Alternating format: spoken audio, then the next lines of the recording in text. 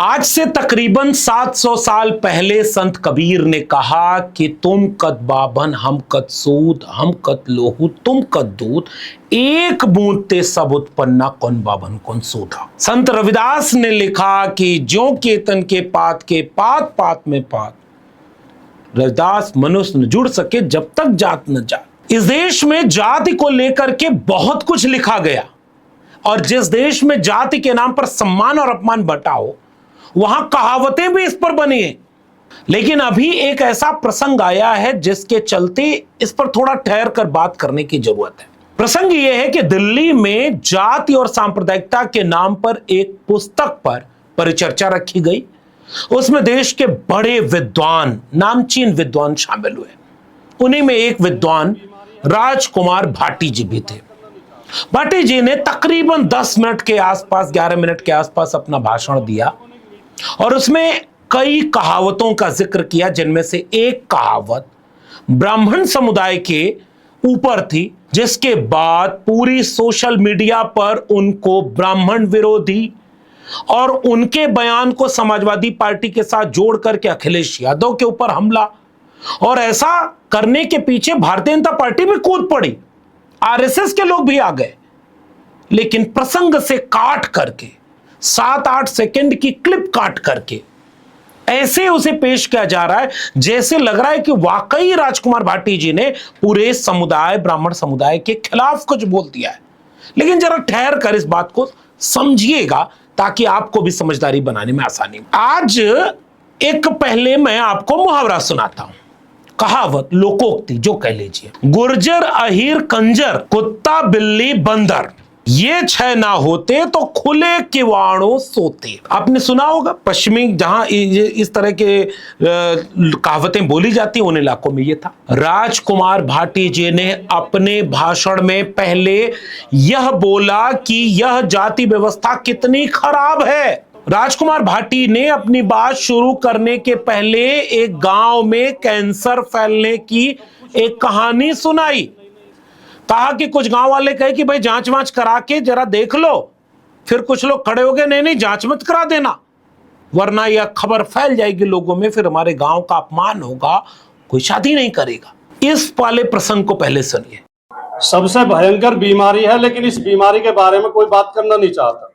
हमारे क्षेत्र में एक गांव में कैंसर के बहुत ज्यादा केस हो गए, तो गांव के लोगों ने एक मीटिंग की, कहा कि मीडिया को बुलाओ, राजनीतिक लोगों को बुलाओ, चर्चा करो और इसका कुछ इलाज हो। तो कुछ लोगों की राय ये बनी कि नहीं नहीं इसकी चर्चा मत करो वरना गांव में रिश्ता होने बंद हो जाएंगे। लोगों को अगर ये पता चल गया कि इस गांव में कैंसर ज्यादा हो रहा है तो बच्चों की शादी नहीं होगी।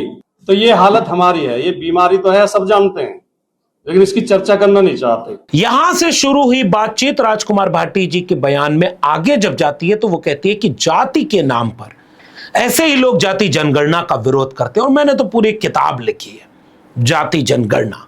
जाति व्यवस्था को समझने के लिए, जातिगत भेदभाव और पीड़न को रोकने के लिए, समता और न्याय के लिए जाति जनगणना क्यों जरूरी। अपनी बात में वो कहते हुए वो ये कहते हैं कि सुप्रीम कोर्ट के जज से लेकर के प्रोफेसर, विश्वविद्यालय, केंद्रीय सेवाओं में क्यों बाकी लोगों की हिस्सेदारी नहीं है।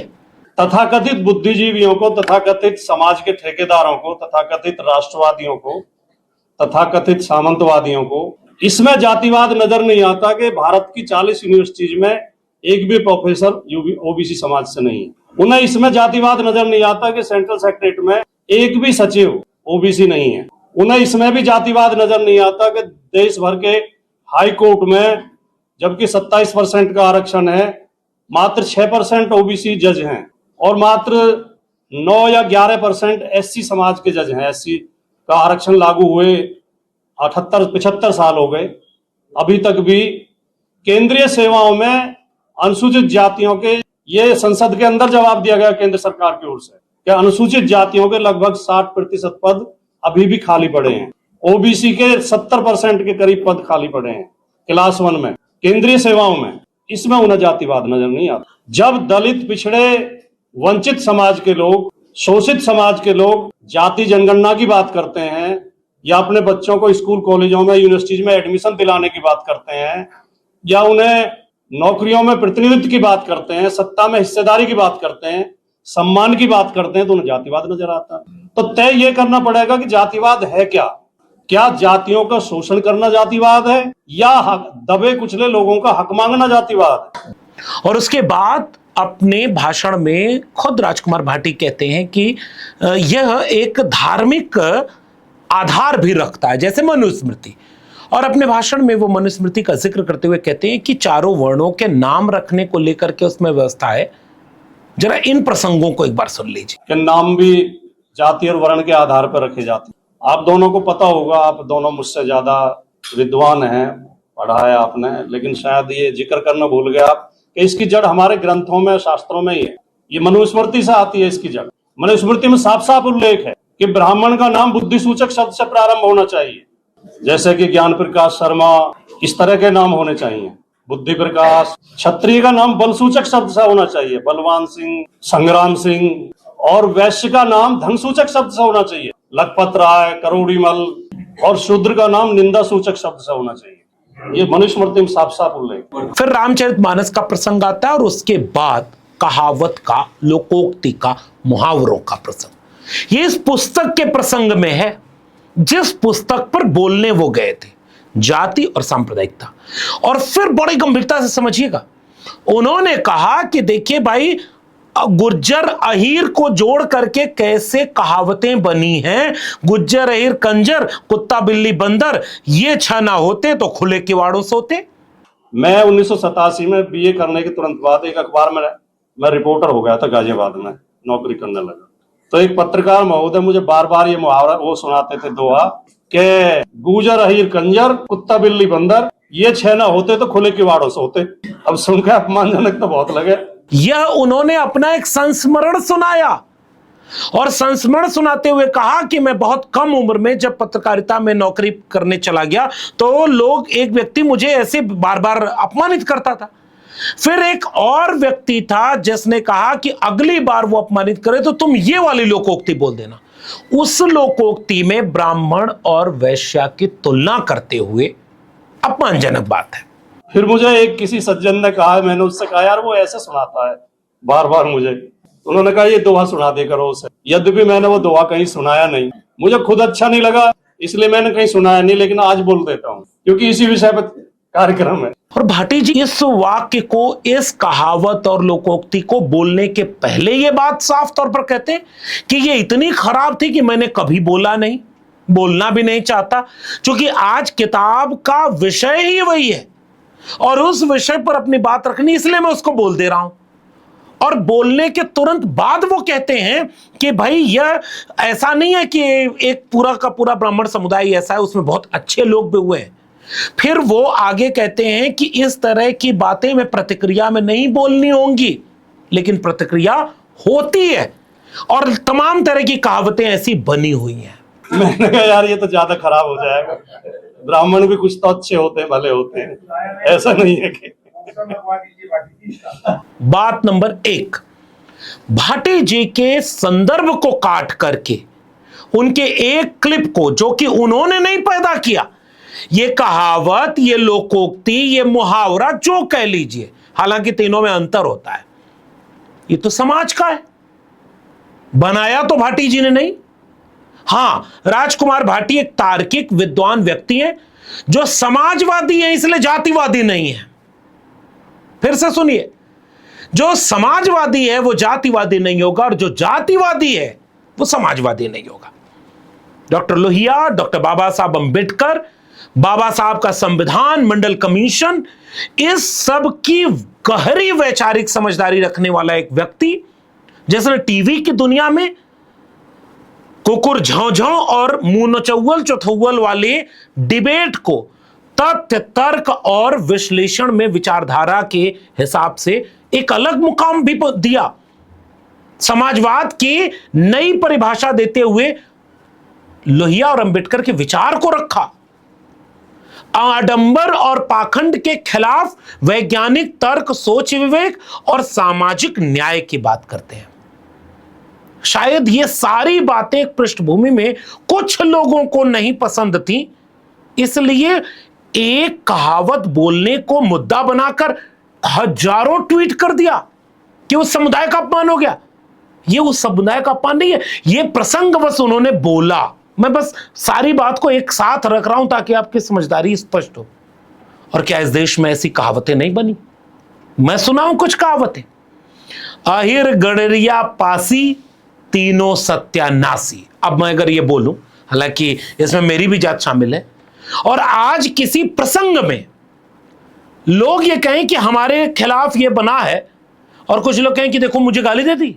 और मेरे साथ तो ये कई बार हुआ जब हम सामाजिक न्याय पर, बाबा साहब के संविधान पर, समाजवाद पर भाषण देने कहीं गए। जैसे मैं मऊ गया था पूर्वांचल में, एक व्यक्ति आया और उसने कहा कि ये जो बड़ी और छोटी जाति का आपने सामाजिक न्याय का पूरा आधार बताया, आपको पता है हमारे गांव में कहावत चलती है, अहिर गडरिया कुर्मी चोर धर सारे का टंगरी तोर। 80-90 साल उम्र थी जिन्होंने ये कहावत मुझे बताई। कही कि ये कहावत बताया करिए लोगों को कि हमारे पुरखों को कितनी गाली और क्या क्या सुन करके अपमानित किया जाता था। बड़ जात बतियौला से, छोट जात लतियौला से, अहिरे की बुद्धि 12 बजे खुलती है। क्या क्या नई कहावतें बनी।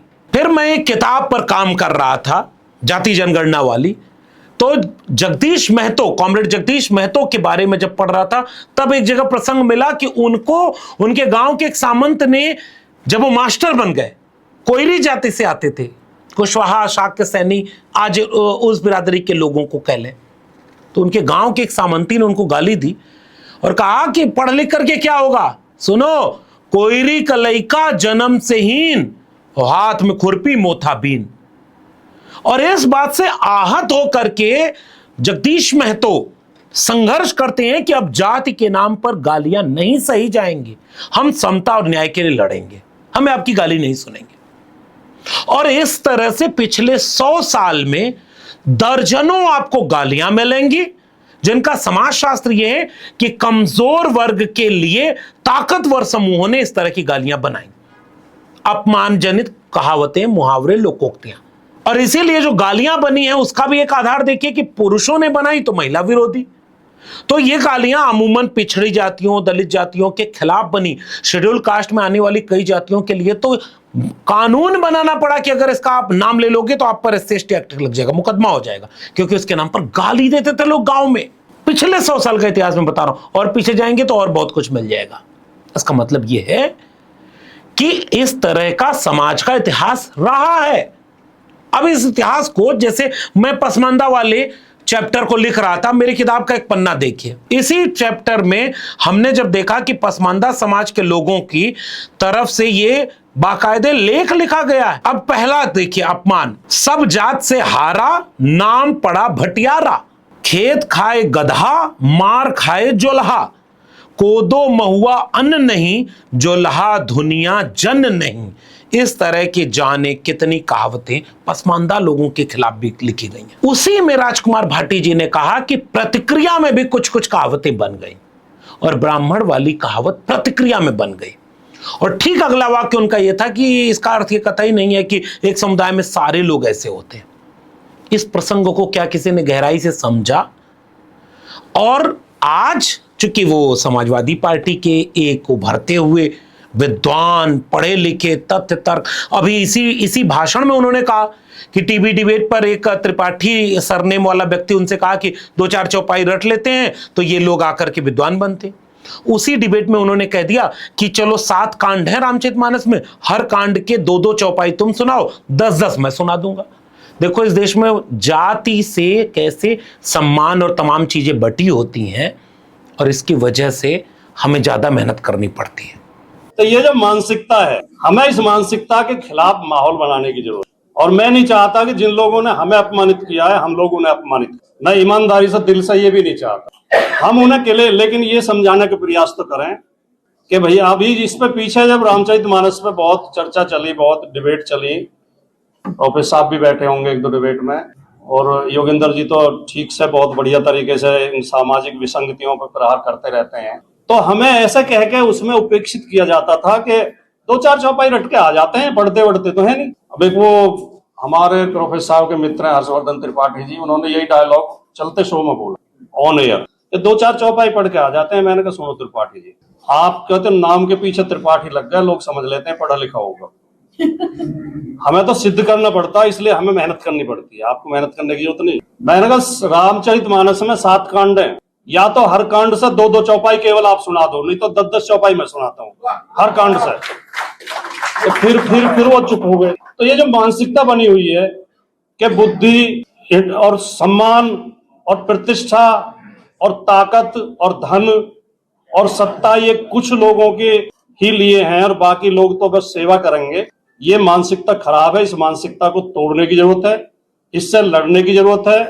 ये एक विचार है एक व्यक्ति का, लेकिन कैसे बीजेपी और आरएसएस ने पहले एक छोटी सी चीज उठा ली और उसको एक पूरे समुदाय के खिलाफ प्रचारित कर दिया, क्योंकि यूपी में चुनाव है। और इस प्रोपोगेंडा में कुछ बहुत सारे लोग वो भी शामिल हो गए जो कांग्रेस के और सपा के भी थे, जबकि मैं उनकी जगह होता तो मैं ये कहता कि राजकुमार भाटी ने प्रसंगवश जो बात कही है अब वो समाज में वैसा नहीं है। हां, लेकिन समाज में ऐसा प्रयोग होता था और अब हमें एक बेहतर समाज बनाना है जिसमें किसी भी समुदाय के लिए कोई भी दूसरा समुदाय अपमानजनक शब्द, अपमानजनक गाली, मुहावरा न दे सके। बाबा साहब के संविधान का यही मकसद था, किसी धर्म, किसी जाति के खिलाफ कोई न बोले। लेकिन आपको 100 साल के इतिहास पर अगर बात करनी पड़ेगी और प्रसंगवश आप कोई बात कह देंगे तो वो आज की बात बना करके इस तरह थोप दी जाए। मुझे लग रहा है कि इसके बाद फिर इस देश में बौद्धिक विमर्श की जगह नहीं बचेगी।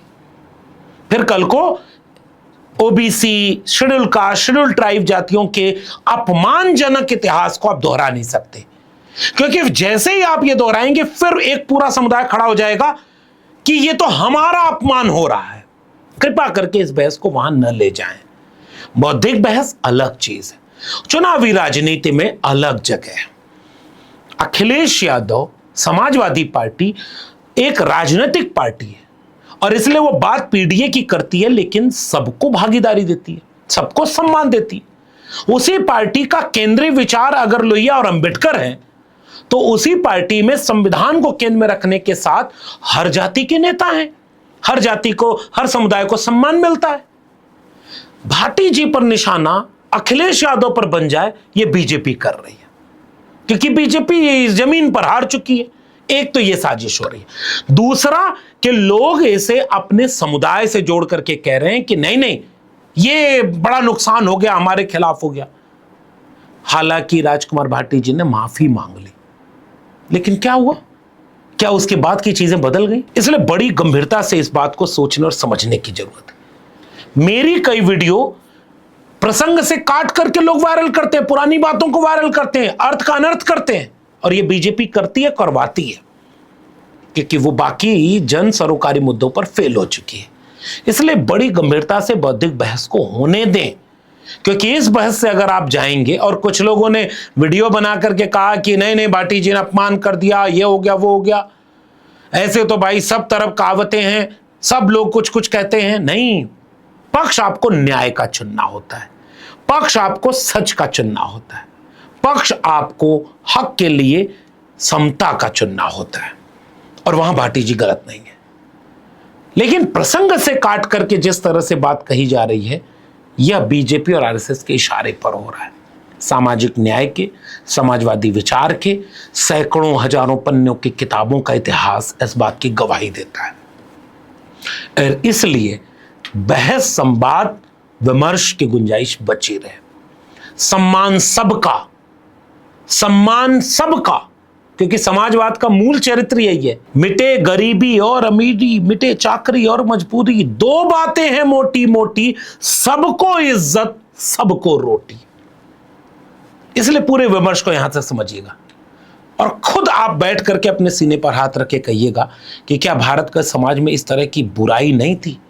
बुराई दूर करने के लिए तो आप कभी बोलते नहीं, और कोई अगर दूर करने की कोशिश कर रहा है तो 7 सेकंड की क्लिप काट करके उसे अपमानित करने की कोशिश की जा रही है। बौद्धिक विमर्श में यह ठीक नहीं है। समाजवादी, समता, न्यायवादी समाज बने, जितना सम्मान हम आपका करें उतना आप हमारा करिए। आपको ये बातचीत कैसी लगी नीचे अपनी प्रतिक्रिया जरूर बताइएगा, और अगर आपके आसपास कोई इस तरह की और कहावतें हैं तो जरा बताइए। हर जाति हर समुदाय पर बनी है, ये भी मैं कहता हूं, लेकिन कुछ कहावतें प्रतिक्रिया में बनी है और कुछ प्रयोग में बन गई है। नीचे अपनी कहावतों का उल्लेख करिएगा। फिलहाल केवल इतना गुजारिश, किसी का अपमान नहीं करना है, लेकिन समता और न्याय के लिए सच की बात बोलना है। सब बराबर, सब न्यायप्रिय, लेकिन विमर्श होते रहना देना चाहिए।